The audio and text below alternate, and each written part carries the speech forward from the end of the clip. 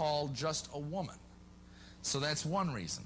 There are other ways in which the woman term is used symbolically and prophetically, and that's what we're doing here tonight. We're looking at prophecy. So prophetically speaking, a woman is used in a positive way as a symbol of Israel.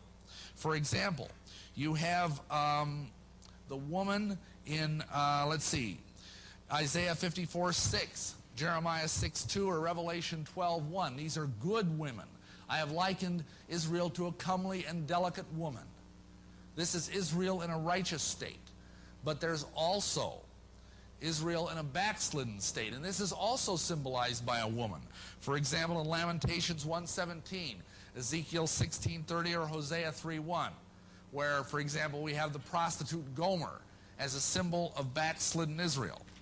Then finally, we have the famous woman, probably the most famous wicked woman in the Bible, which is the mystery Babylon in Revelation 17, the woman who is riding the beast.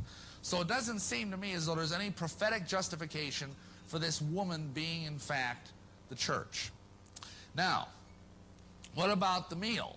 Well, what is meal? Meal is ground up wheat, okay? What is wheat, symbolically? Well, happily, Jesus tells us that in this very chapter. He says wheat is the children of the kingdom. See verses 25 through 30 and verse 38 of chapter 13. So we are the children of the kingdom. What's this ground up business? Well, think about it. How many of you ever seen actual wheat berries right off the branch, right off the stalk? I mean, they're like kind of like tiny popcorn. You can't eat them. You can put them in a jar of water and soak them and get them to sprout, or you can grind them up and make flour, but you just can't eat wheat berries. They're utterly useless. And that's how we are. When we get born again, that we're not much use to Jesus. We have to be ground up and broken and made suitable to the Master's service. Amen? That is the key here. So we are talking about the children of the kingdom. Now, what does it say? It says that this is divided up into 3 measures of meal, and then the leaven is put in each measure. So we got a division. Now, if you look back at the history of Christendom, basically you've got 3 major divisions of Christianity. You've got the Roman Catholic Church, the Orthodox churches, and the Protestant church. Pretty clear. Now, if you think about it, the Roman Catholic Church has a lot of leaven in it, obviously. I mean, they've got idols, they've got doctrinal problems, they've got all sorts of weirdness going on, purgatory, rosaries, things like that. Unfortunately, the Orthodox Church is not much better. They've got a little improvement, but not much. But then we've got the third one, the Protestant. What is the leaven in the Protestant churches? Well, I think we're going to find very readily that the leaven there is Freemasonry, in point of fact. Let's look at this. Down through the years, there's been a fundamental symbol that is part of the occult.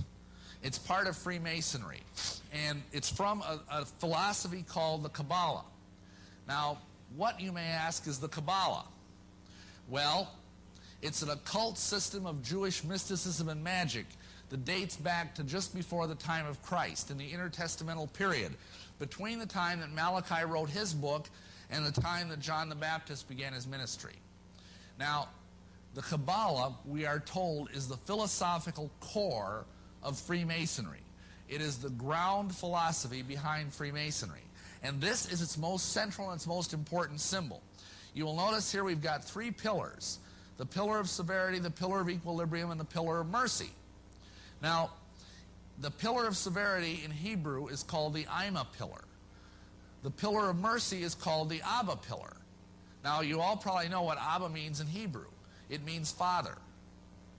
But Ima means mother. So this is the mother pillar and the father pillar.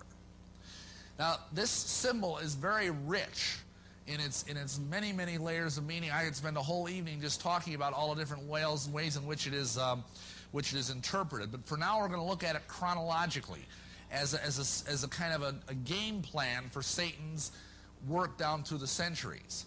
And we see here, for example, the pillar of mercy, the father pillar. What did Jesus call the Judaism of his day? He called it the traditions of the fathers. We today, even Bible scholars, in both Judaism and Christianity, will talk about the patriarchs, Abraham, Isaac, and Jacob. It's a patriarchal tradition. And so what we have here, this is the father or the patriarchal pillar. It represents apostate Judaism, because we all understand that when the Jews ultimately turned their back on the message of Christ, in Acts 7, when they stoned Stephen, what that ended up with is the light spiritually went out of Israel as a nation, and Jews had to start getting saved the same way Gentiles did, one at a time. And God is not by any means finished with the Jewish people, but right now they need to get saved just like everybody else does, by the blood and the cross of Jesus Christ. They need to receive him as Messiah. Now, on the other hand, here's the mother pillar. What ecclesiastical institution calls itself the mother? Holy Mother of the Church, the Roman Catholic Church. Isn't that right? So we've got here apostate Catholicism on the other side. Now, you've got a female and a male, and they come together in the center. The pillar of equilibrium is obviously the balancing factor. And this balancing factor is the fact that these two other pillars bring together an androgynous figure, a figure that is both male and female. And what that is basically witchcraft and or Freemasonry. Because both witchcraft and Freemasonry have a bipolar god. They have a god that is male and female. That's why, for example, the Masons have the square and compass. It represents the god and the goddess, the male and female reproductive plumbing. If you want to see this broken down in a more complex way, that's pretty complex. This is just since the 1800s. As you can see, Satan has been a busy little boy in the last few years. And he's gotten a lot of stuff, but you'll notice the main trunk of the tree is still Babylonian witchcraft, which is really the same thing as Masonry. And if you don't, I don't have time to document that in great detail, but if you go and look in my book, Masonry Beyond the Light, I go into that in a lot of depth. So this is what has happened down through the years, right up to the present day. And I was involved in about 3/4 of these little arrows that you see, and I can tell you quite categorically, it is all part of the same tree. Now, I don't expect to have the time to go into all of this, so I'm going to break this down and make it simpler for you. And we're going to talk about the path of Masonry's royal secret down through the centuries. Now, some of you may recall that on that certificate I had from the Scottish Rite, I had this wonderful title, Sublime Prince of the Royal Secret. And what does that mean? Well, the funny thing is, if you go up to a Mason and you ask a given Mason who's a 32nd degree Mason, what's the royal secret? You know what they're going to say? I don't know. I even asked them this. I was myself a 32nd degree Mason, and they knew it. So it wasn't like they were trying to keep something from someone who wasn't worthy of this honor to know this.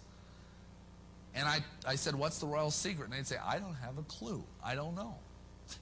Well, tonight, you're going to find out. You're going to learn something that only 1 in 100 Masons knows anything about. And it's a horrible secret. It's a disgusting secret. There's nothing royal about it. But it's why it is kept so carefully guarded within the Masonic hierarchy. Let's look at this. We've talked about some of this already, and so I'm just going to kind of skip over it. We got the Babylonian and Egyptian mystery cults. That's where it all began with Nimrod. Then we have the Kabbalistic religions. I talked about that, the Kabbalah. Then we have the Gnostics. The Gnostics are basically people who believe that you are saved by secret knowledge, to put it simply. Gnosticism, it comes from the Greek word gnosis, which means knowledge, like diagnosis or prognosis. And what they believed is that Christianity, as it is constituted in the Bible, is far too simple. It's a Greek heresy off of the truth of Christianity. And what it means is that you have to go through all sorts of elaborate rituals and details and deal with archons and aeons and logos and all these different things in order to receive salvation. Modern day Gnostics would be examples, for example, the Mormons, the Masons, a lot of New Agers. All these people believe they're saved by acquiring some sort of arcane, hidden wisdom.